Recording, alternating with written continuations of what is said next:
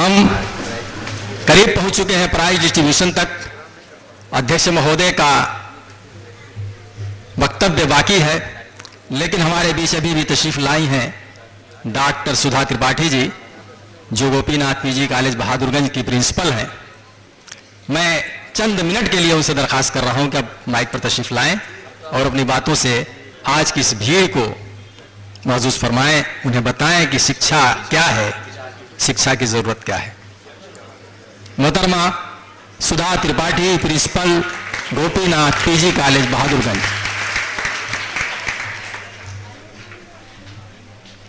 बना देते हैं कुछ।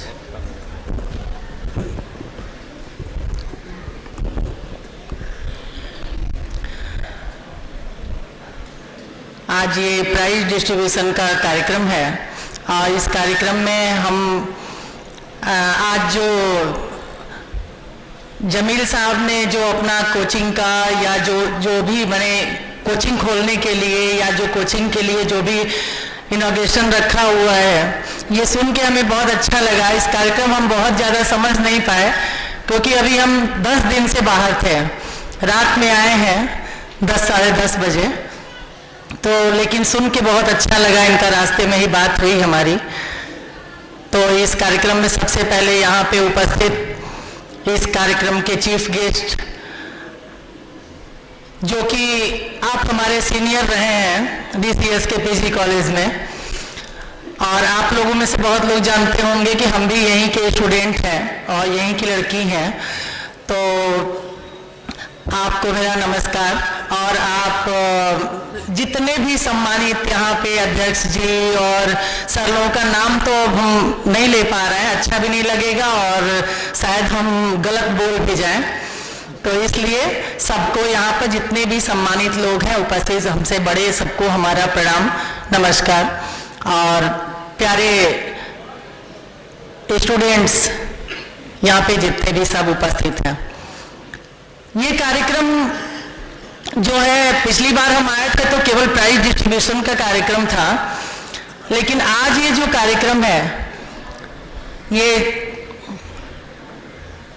जमील साहब को हम पहले तो नहीं जानते थे, लेकिन पहली बार जब हम इनसे मिले गोपीनाथ पीजी कॉलेज में, हमने इनका एक प्रोग्राम रखा था। प्रोग्राम क्या, ऐसे ही मिलना हुआ और हम लोग का सेमिनार चल रहा था और आपसे उस दिन आमना सामना हुआ और आप बहुत खुश हुए, कहे कि हम भी बच्चों को कुछ बताना चाहते हैं। और इतना अच्छा इनका कार्यक्रम लगा कि हम लोग 11 बजे से बैठे बैठे 4 बज गया और किसी बच्चे ने जाने का नाम नहीं लिया, जो कि 3 बजे बस निकल जाती है कॉलेज से। और क्या था टॉपिक, क्या था कि सफलता किसे कहते हैं और मोटिवेशन। सफलता तभी मिलती है जब इंसान मोटिवेट होता है और अपने लक्ष्य को पकड़ता है, क्योंकि दिमाग सबके पास होता है। ऐसा नहीं कि साधारण इंसान जो है या बच्चे हैं, सारे बच्चों के पास दिमाग होता है, लेकिन क्लास में फर्स्ट कोई 1 या 2 या 3 ही आते हैं, सारे टॉप नहीं करते क्लास को। क्यों? क्योंकि उनका दिमाग जो है बटा हुआ है, खेल में भी है, घूमने में भी है और भी कामों में है, अपने लक्ष्य के प्रति वो जागरूक नहीं है। और जिस दिन कोई भी बच्चा, कोई भी स्टूडेंट किसी भी क्लास का हो, जिस दिन वो जाग जाता है, उसके लिए उसी दिन सवेरा हो जाता है और अपने वो लक्ष्य की तरफ बढ़ने लगता है और वो अपना कंप्लीट भी कर लेता है, एक दिन सफल भी हो जाता है। और यही सफलता का राज सब लोग नहीं जान पाते और ज्ञान रहते हुए भी सभी लोग दे नहीं पाते, जितना अच्छे से जमील साहब ने बताया, दिखाया, या हम जो उनको जानते हैं।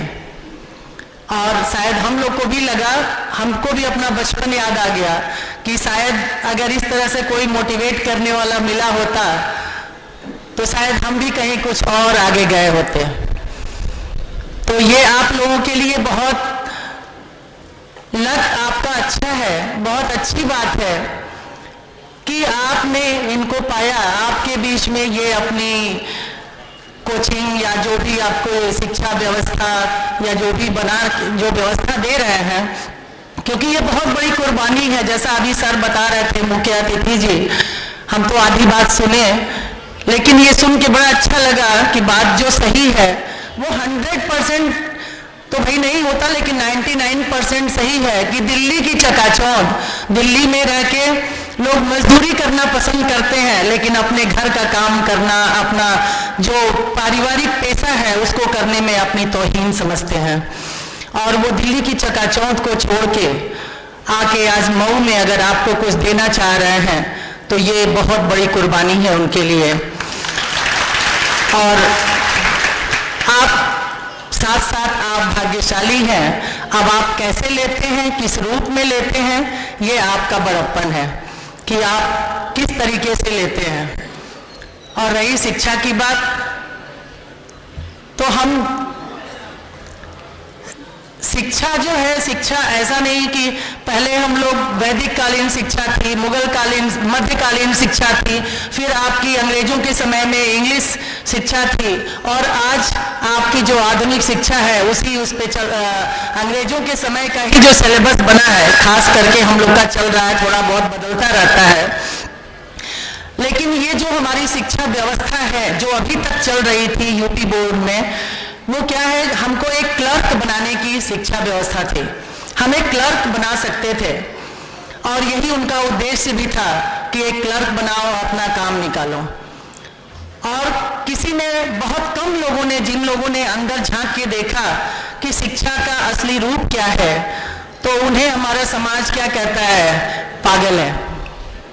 क्योंकि स्वाभाविक है कि जिसको ज्ञान ज्यादा होगा तो अगर आप गलत कर रहे हो तो वो आपको कहीं ना कहीं टोकेगा, आपको गलती करने से रोकेगा, और जब रोकेगा तो उसे आज का समाज पागल कहेगा। लेकिन फिर भी जो परिवर्तन हुए हैं हमारी शिक्षा व्यवस्था में, जो हमारे कंपटीशन और जो सिलेबस में हुआ कि 1 नंबर 2 नंबर के जो क्वेश्चन आने लगे, ये सब देख के बड़ा अच्छा लगा, बड़ी खुशी हुई कि कम से कम जो बच्चे पढ़ाई पे अपना ध्यान लगाते हैं वो वास्तव में सफल होंगे, और तैयारी के साथ अगर हैं तो उनको सफलता जरूर मिलेगी। और कोचिंग जरूरी है आज के समय में, क्योंकि कोई भी पढ़ाई, हमको नहीं लगता कि जो बच्चा 9th में चला गया हो, शायद 100 में से कोई एक अगर होगा जो कोचिंग नहीं करता होगा, नहीं तो शायद वो भी ना मिले किसी स्कूल में। क्या है ऐसा किसी स्कूल में? यहाँ पे कोई 9th 10th का स्टूडेंट है जो कोचिंग नहीं करता? क्योंकि उसके दिमाग में बसा हुआ है कि हम कोचिंग में जाएंगे तो हमारी पढ़ाई अच्छी होगी। और कोचिंग के नाम पे ऐसी कोचिंग है जो कोचिंग क्या, क्लास से भी बदतर स्थिति है। और ऐसी स्थिति में, ऐसे समय में अगर आपको इतनी अच्छी व्यवस्था मिल रही है तो सचमुच आप भाग्यशाली हैं। हमें लगा कि जमील साहब अगर बहादुरगंज में खोले होते तो शायद हम लोग के लिए भी अच्छा होता। नहीं, दूर तो नहीं है, सही बात है, लेकिन अब हम यहाँ, टॉपिक हमारा दूसरा है, लेकिन 2 लाइन हम कहना चाहेंगे कि मऊ फिर भी शहर है, और हम जहाँ पे रहते हैं गोपीनाथ पीजी कॉलेज, देवली, सलामतपुर, गाजीपुर, वो एकदम पक्का ग्रामीण एरिया है। और ग्रामीण एरिया, वहाँ की स्थिति ये है कि अगर 5 रुपए कहीं किराया लगता है तो उनको लगेगा कि रहने दो, थोड़ा कम पढ़ेंगे, काम चल जाएगा, किराया लगाने की क्या जरूरत है। मोबाइल में वो 100 रुपए का रिचार्ज करा लेंगे क्योंकि वो तो जरूरी है, लेकिन पढ़ाई पे 1 रुपया ना लगे, वो सरकार दे दे, और सरकार से जो बचता है वो स्कूल का मैनेजर दे दे, प्रिंसिपल दे दे, तब तो वो पढ़ लेंगे। और तब भी हम लोग लगे रहते हैं। आपसे बताएं, एक माने हम लोग भी एक इस तरह का काम चला रहे हैं गांव में कि जो लोग नहीं भी पढ़ना चाहते, हम लोग अपना लगा के और कोशिश कर रहे हैं कि कुछ इतना तो पढ़ो कि समझो कि क्या है, पढ़ने लिखने से फायदे क्या हैं। उस पे जानते हैं क्वेश्चन क्या आता है, मैम क्या करेंगे, पढ़ लेंगे तो उनको नौकरी मिल जाएगी। भाई नौकरी तो हम नहीं दे सकते, ना मुख्यमंत्री हैं, ना प्रधानमंत्री हैं, और ना डीएम है, या कोई भी हम नौकरी देने का अधिकार तो हमारे पास नहीं है कि हम नौकरी दे सकते हैं। लेकिन क्या शिक्षित होना, क्या नौकरी के लिए ही सारे लोग शिक्षित होते हैं? लड़कों के लिए समझ में आता है? क्या अपना कारोबार, अगर एक शिक्षित लड़का या लड़की अगर अपना कारोबार संभालता है कुछ नए तरीके से, कुछ नए आयाम से, तो क्या वो एक नौकरी नहीं है? और हर काम में शिक्षा की आवश्यकता है। छोटा से छोटा काम हो, हर काम में मैनेजमेंट की आवश्यकता है। एमबीए करके बड़े बड़े घरों के लड़के मैनेजमेंट की पढ़ाई करके और आके अपना पारिवारिक बिजनेस संभाल रहे हैं। जैसे कि उदाहरण में बताया, एक मेरा बेटा ही है, एमिटी यूनिवर्सिटी से एमबीए कंप्लीट करके और आज वो अपना काम देख रहा है कि मुझे नौकरी नहीं करनी है, मुझे बाहर नहीं जाना है, क्योंकि हमारा अपना काम, हम घर छोड़ के बाहर नहीं जा सकते क्योंकि हम अकेले हैं। तो ऐसा नहीं कि केवल हम ही एक मिसाल है, समाज में ऐसे बहुत से लोग हैं जो सोच रहे हैं घर परिवार। ऐसा नहीं है कि सारी औरतें सोचती हैं कि हम केवल मायके को पकड़े, सारी औरतें नहीं सोचती। बहुत सारी औरतें हैं कि मायके को पूछती भी नहीं है, ससुराल को आगे बढ़ाने में उनका पूरा का पूरा योगदान होता है।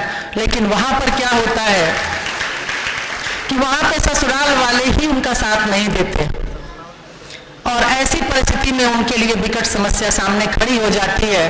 क्योंकि हम भी एक महिला हैं, और जहां हम जाते हैं तो पुरुष जाते हैं तो बाहरी व्यवस्था और बाहरी आयामों को देखते हैं, लेकिन हम जहां जाते हैं, चाहे स्कूल के फंक्शन में या गांव का कोई फंक्शन हो या शादी में या जहां भी जाते हैं, तो हम पुरुषों की सोच को भी देखते हैं कि महिलाओं के प्रति इनकी सोच क्या है, कैसा है यहाँ का समाज, और महिलाओं को भी देखते हैं। और मौका मिलता है तो थोड़ा उनको एक आध मिनट कोशिश भी करते हैं कि उनको कुछ समझाएं, बताएं। क्योंकि एक कहावत है, कहावत तो हमको याद नहीं आ रही है, लेकिन है कि अगर हम स्वयं जागरूक नहीं होंगे अपने हक और अधिकार के लिए, तो हमें कोई ला के हमारा हक और अधिकार नहीं देगा। ये इस समाज का नियम है। और हक और अधिकार ऐसे नहीं होते कि वो छीने जाते हैं, वो अपने व्यवहार से कमाए जाते हैं। और ये हर लड़की का कर्तव्य है, तब जाके उसके ससुराल और मायके दोनों जगह उसकी इज्जत बराबर होती है और उसे दोनों जगह सम्मान मिलता है। तो ये रही हमारी शिक्षा, समाज और जो हमारी व्यवस्था है, उस पर हमको जो समझ में आया हम बोल दिए। कुछ खास टॉपिक तो था नहीं मेरे पास बोलने का। और इसी के साथ एक बार फिर से हम कहना चाहेंगे कि जो ये कंपटीशन का काम इन्होंने कराया, जमील साहब ने, ये अगर समय समय पे ऐसे होते रहे तो बच्चों के अंदर जागरूकता बनी रहती है और उनको लगता है कि हमको तैयारी करनी है, हमको आगे बढ़ना है, हमको आगे बढ़ना है। और ये जो प्रतिस्पर्धा की भावना है, जो होड़ है आगे बढ़ने की, ये इसी तरह से बच्चों में बनी रहनी चाहिए, तभी जाके एक लक्ष्य की प्राप्ति आप कर सकते हैं और अपना लक्ष्य हासिल कर सकते हैं। इन्हीं शब्दों के साथ धन्यवाद।